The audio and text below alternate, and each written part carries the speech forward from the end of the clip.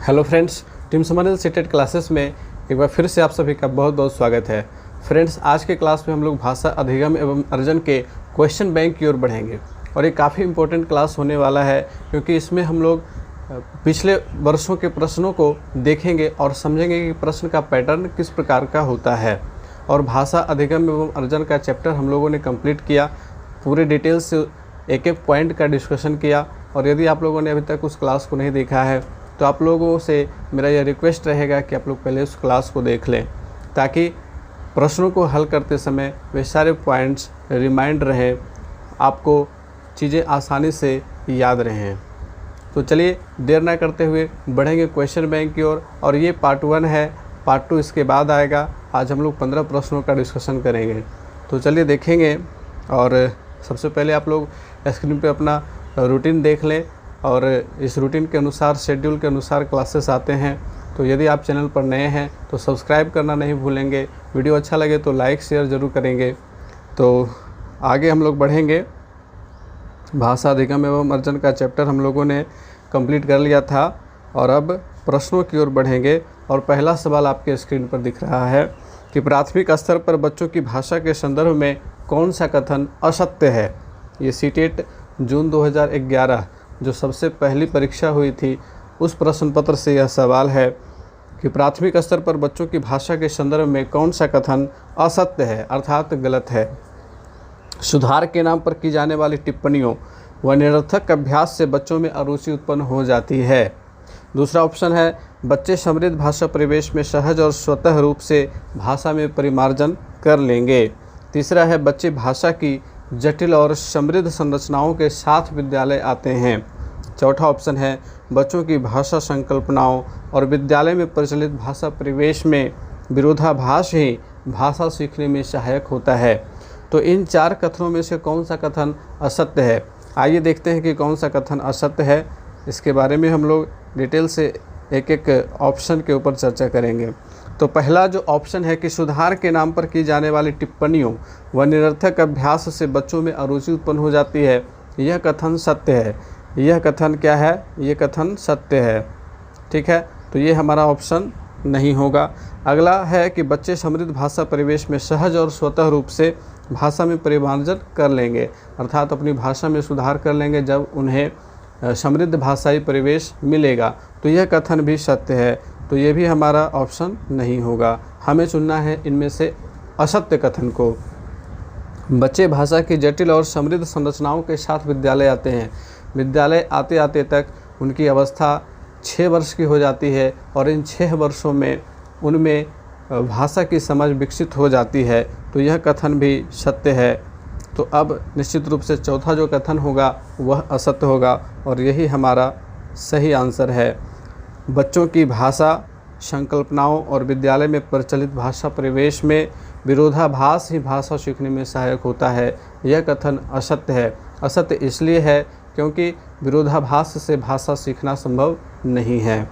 बढ़ते हैं दूसरे सवाल की ओर, और यह सवाल पेपर 2 के सवाल से है। ठीक है, पहला सवाल जो था यह पेपर 1 के सवाल से था और ये सवाल पेपर 2 के सवाल से है। तो आप दोनों पेपर की तैयारी कर रहे हो तो दोनों की समझ आपको होनी चाहिए, और आप देखोगे कि बहुत ज़्यादा अंतर दोनों पेपरों में नहीं होता है। तो मैंने इस क्वेश्चन बैंक को तैयार करने के पीछे यही उद्देश्य रखा कि जो भी कैंडिडेट पेपर 1 पेपर 2 दोनों की तैयारी कर रहे हैं तो दोनों के लिए यह यूज़फुल होगा। तो सवाल को देखेंगे कि बच्चे भाषा सीखने की क्षमता के साथ पैदा होते हैं, यह विचार किसका है? बच्चे भाषा सीखने की क्षमता के साथ पैदा होते हैं, यह विचार किस मनोवैज्ञानिक ने दिया था? तो हम लोगों ने क्लास में चर्चा की थी और आप लोगों को याद होगा कि नोम चॉम्स्की ने यह बात कही थी कि बच्चे जन्मजात क्षमता के साथ पैदा होते हैं, भाषा सीखने की जन्मजात क्षमता उनमें होती है। तो सही ऑप्शन नोम चॉम्स्की इस प्रश्न का है। अगले सवाल की ओर, और यह सवाल आपके सीटेट जनवरी 2012 के पेपर 1 से है, यानी कि 1 to 5 पेपर से है। तो इसमें देखेंगे कि भाषा अर्जन और भाषा अधिगम के संदर्भ में कौन सा कथन सही नहीं है। असत्य कथन को चुनना है, सत्य कथन को नहीं चुनना है। सांस्कृतिक भिन्नता भाषा अर्जन और भाषा अधिगम को प्रभावित करने वाले महत्वपूर्ण कारक होते हैं। जी हाँ, ये कथन सत्य है, तो ये हमारा सही ऑप्शन नहीं होगा। दूसरा है कि भाषा अर्जन में विभिन्न संकल्पनाएं मातृभाषा में बनती हैं। जब हम लोग अपनी संकल्पनाओं में कुछ चिंतन करते हैं, विचार करते हैं, मनन करते हैं, तो वे संकल्पनाएं हमें हमारी मातृभाषा में ही समझ में आती हैं। वो चित्र जो बनता है वो मातृभाषा में ही बनता है, तो ये भी सही कथन है। भाषा अर्जन में कभी भी अनुवाद का सहारा नहीं लिया जाता है, ये गलत कथन है। भाषा अर्जन में अनुवाद का सहारा लिया जाता है। कभी कभी बच्चों को समझाना पड़ता है तो वहाँ पे अनुवाद का सहारा लिया जाता है, तो ये असत्य कथन है। चौथा देखेंगे कि भाषा अर्जन सहज और स्वाभाविक होता है, जबकि भाषा अधिगम प्रयासपूर्ण होता है, तो ये भी सही कथन है। तो हमारा तीसरा ऑप्शन सही होगा इसमें कि भाषा अर्जन और भाषा अधिगम के संदर्भ में ये कथन, तीसरा जो कथन है वो सही नहीं है। बढ़ते हैं अगले सवाल की ओर, और ये जो है सीटेट जून 2011 के पेपर 2 से है। ठीक है, तो मैंने एक सवाल पेपर 1 से और एक सवाल पेपर 2 से लिया है, ताकि आप दोनों ही पेपर की तैयारी को बेहतर तरीके से कर सको और समझ सको कि किस प्रकार के प्रश्न पूछे जाते हैं। बहुत ज़्यादा अंतर नहीं होता है, आप एक ही पेपर की तैयारी से दोनों पेपर को ज़रूर ही कंप्लीट कर सकते हो।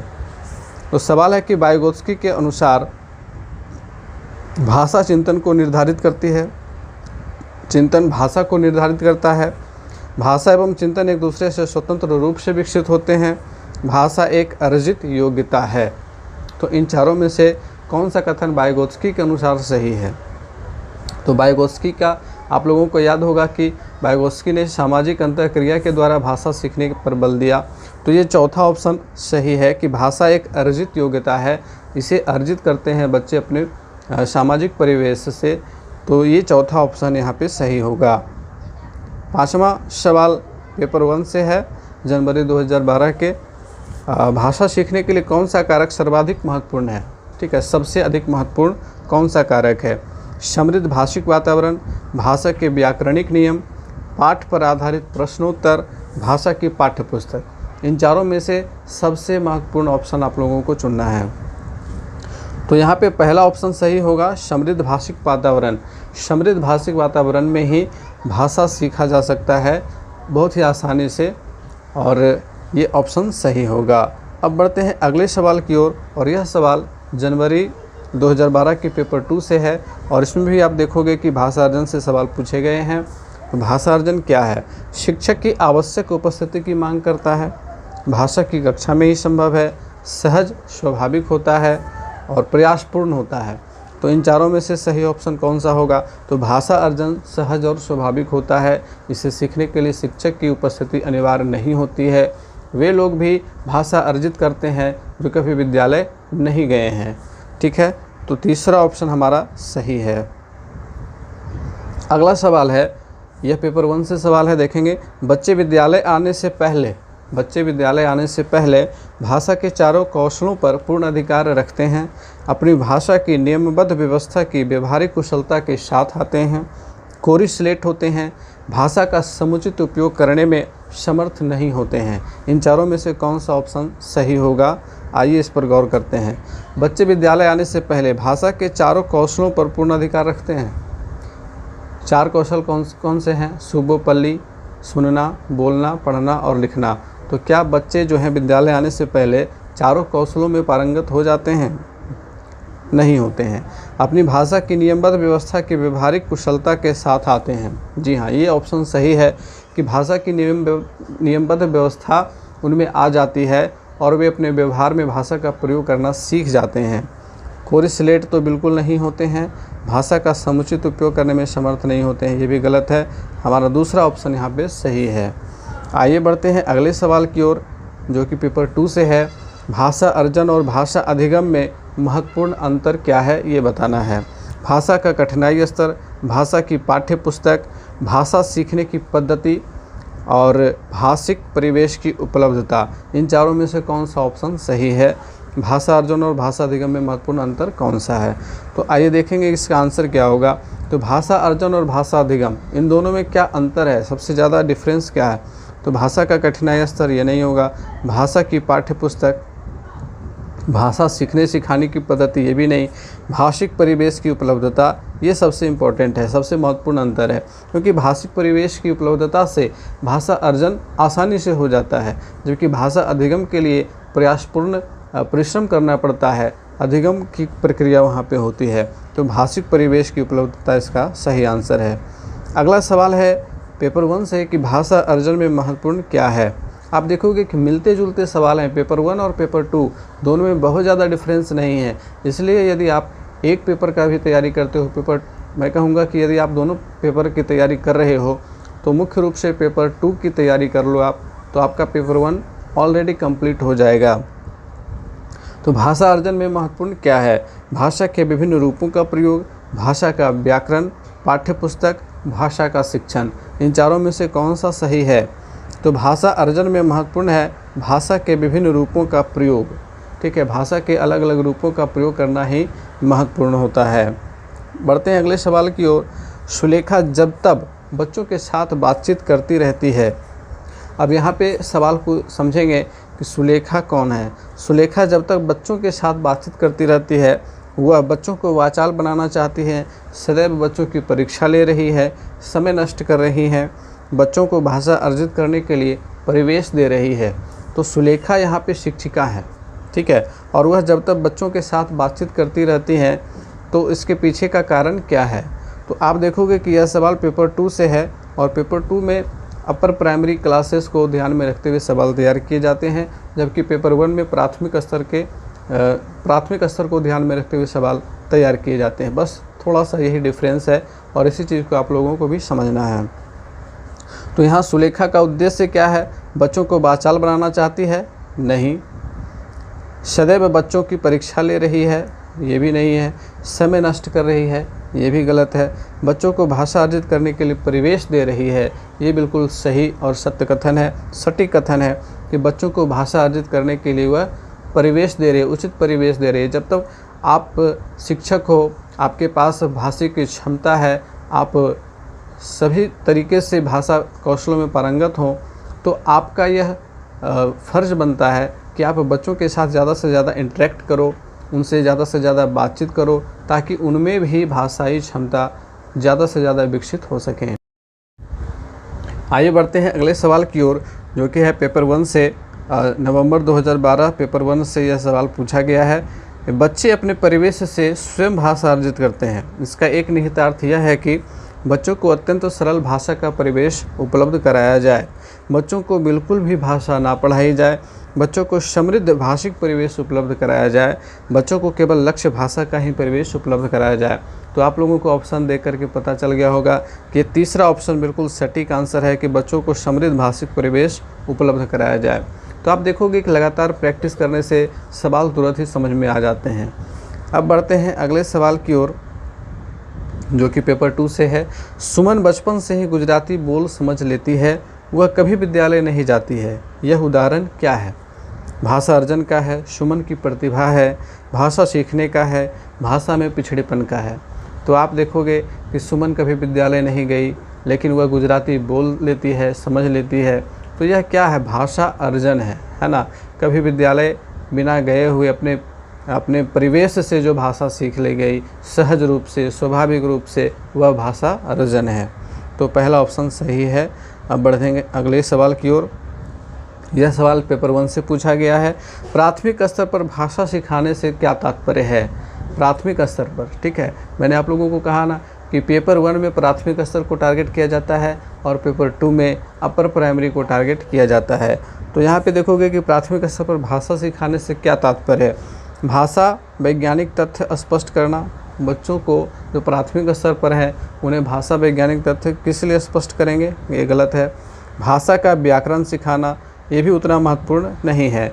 उच्च स्तरीय साहित्य पढ़ाना बच्चों के किस काम की है? ये भी गलत है। भाषा का प्रयोग सिखाना, ये सही है। भाषा का प्रयोग सिखाना ही प्राथमिक स्तर पर लक्ष्य होना चाहिए कि बच्चे भाषा का प्रयोग विभिन्न व्यवहारों में कर सके, विभिन्न परिप्रेक्ष्य में उचित तरीके से भाषा संप्रेषण कर सकें, ये आना चाहिए बच्चों को। अगला सवाल है कि प्लेटो का यह कथन कि बच्चा बड़ों के बीच एक विदेशी की तरह होता है, किस भाषिक सच्चाई की ओर संकेत करता है? प्लेटो ने कहा था कि बच्चा बड़ों के बीच एक विदेशी की तरह होता है। तो यह किस भाषिक सच्चाई की ओर संकेत करता है? यह पेपर 2 से सवाल पूछा गया था जुलाई 2013 में। ऑप्शंस देखेंगे कि बच्चे अपनी भाषा में बोलते हैं जिसे बड़े सही नहीं समझ पाते हैं। बच्चा बड़ों से उम्र में छोटा होने के कारण अजनबी बना रहता है। तीसरा है बच्चों की भाषा अपरिपक्व होती है। चौथा है कि बच्चों की भाषा के प्रति बड़ों का दृष्टिकोण संकीर्णता से परिपूर्ण होता है। तो इसमें पहला ऑप्शन सही है कि बच्चे अपनी भाषा में बोलते हैं जिसे बड़े सही नहीं समझ पाते हैं। एकदम छोटे बच्चे जो हैं उनकी अपनी ही अलग भाषा होती है और वे अपनी भाषा में कुछ बोलते रहते हैं जिसे बड़े समझ नहीं पाते हैं और इसीलिए वे बड़ों के बीच विदेशी की तरह होते हैं। अगला सवाल है कि कक्षा 1 के बच्चे अपने डैश एवं डैश से प्राप्त बोलचाल की भाषा के अनुभवों को लेकर ही विद्यालय आते हैं। अब दोनों खाली स्थानों में क्या भराएगा? ऑप्शंस देखेंगे, घर परिवार पड़ोसी, घर परिवार परिवेश, घर परिवार दोस्तों, घर परिवार टीवी। तो इनमें से सही ऑप्शन कौन सा होगा? तो कक्षा 1 के बच्चे, यहाँ पे देखेंगे प्राथमिक स्तर, पेपर 1 से सवाल है और प्राथमिक स्तर पर जो बच्चा एकदम पहली कक्षा में आया है तो उसके पास घर परिवार तो सही होगा लेकिन पड़ोसी सही नहीं होगा, परिवेश सही होगा। तो दूसरा ऑप्शन हमारा सही होगा इसमें कि घर परिवार और परिवेश से प्राप्त बोलचाल की भाषा के अनुभवों को लेकर विद्यालय आते हैं। तो फ्रेंड्स, आज के क्लास में ये 15 प्रश्न हम लोगों ने डिस्कशन किया और यदि आप लोगों को क्लास अच्छा लगा है तो लाइक शेयर ज़रूर करेंगे। चैनल पर नए हैं तो सब्सक्राइब कर लेंगे। इसके बाद हम लोग इसी का भाषा अधिगम एवं अर्जन के क्वेश्चन बैंक का दूसरा पार्ट लेकर के आएंगे। तो आप लोग बने रहेंगे, क्लास से जुड़े रहेंगे ताकि चीज़ों को बेहतर तरीके से समझ सकें और एक भी टॉपिक आपका मिस ना हो, एक टॉपिक की समझ बेहतर हो जाए, मेरा यही प्रयास है। तो मिलते हैं फिर से अगले क्लास में, तब तक के लिए गुड बाय, टेक केयर।